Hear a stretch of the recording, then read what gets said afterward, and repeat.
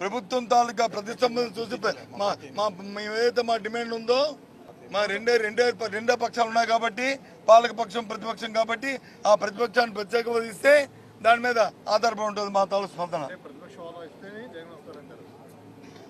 అధికార పార్టీ తాలూకా ప్రతిష్టంభన మీద మాది ఉంటుంది. లేకపోతే మీ ద్వారా ప్రజలతో మా సమస్యల్ని మా ప్రజల సమస్యల్ని ప్రజల తాలూకా బాధల్ని విన్నపాలని అన్ని వీటి ద్వారా ప్రతిబింబిపోతాం.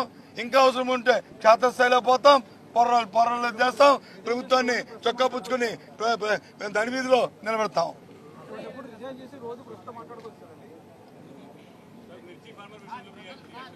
ఏంటి మిర్చి ఫార్మర్స్ చెప్పగా మా డిమాండ్ మిర్చి ఫార్మర్స్ కి మద్దతు ధర ప్రభుత్వం ప్రకటించాలి. ఆ మద్దతు ధరకి ప్రభుత్వమే కొనుగోలు చేయాలి.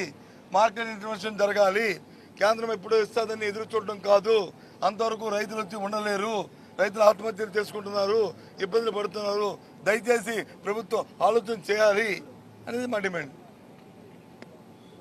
ఓకే,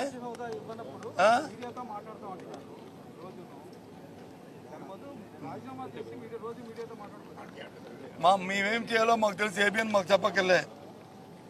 మాకు ఏం చేయాలో మాకు తెలుసు. మాకు ప్రజల తరపున ఏ విధంగా మా గొంతు నిర్మించాలో మాకు తెలుసు. ప్రజల తరపున ఏ విధంగా మాట్లాడాలో మాకు తెలుసు. Okay, thank you.